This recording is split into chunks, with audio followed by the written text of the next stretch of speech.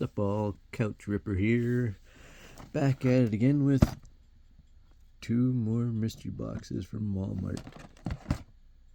I don't know, I'm just addicted to these things. I think it's just fun opening just for the hell of it. But yeah, I got two more. I'm gonna open these up and see what they are, and then yeah.